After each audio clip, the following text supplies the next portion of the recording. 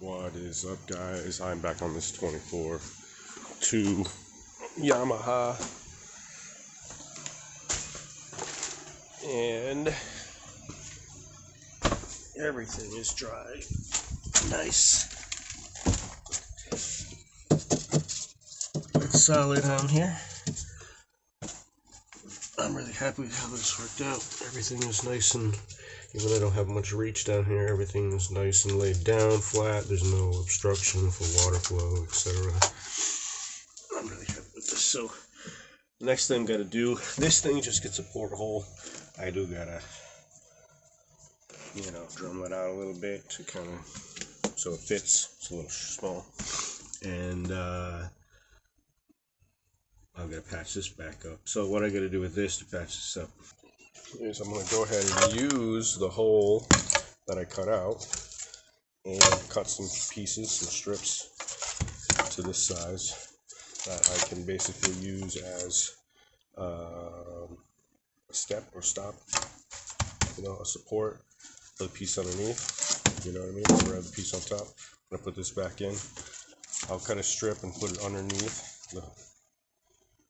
and it'll protrude out, and then I can actually put this back on top, onto it, screw it to it, all that good stuff, make sure it's all level. And then I'll grind out that crack that goes all the way around and put new fiber in, grind that down, smooth that out, tear that out, the bottom, add gel coat when I put gel coat on the bottom here. Try to do all that in conjunction. And this is all pretty good. I've got to, there's a bit of a gap here, again, because I didn't have a lot of reach, but either way, it's not smooth for the fiber to reach. Oh, it's dark down there, you can't see anything.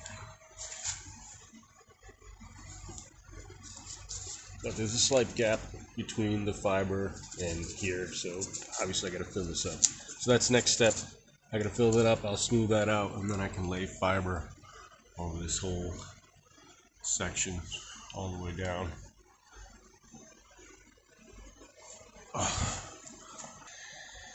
And then that'll sit a day, and I can work on these other little scuffs, just to be a little wet sanding. Can't even see them because this thing doesn't look bad, that's why. This thing's in perfect shape. So I'm gonna hit these with a little bit of, I can't even get, believe me, there's a little scuff there on the tape mark. So here's a better one. You can actually see there, kind of a little blur mark.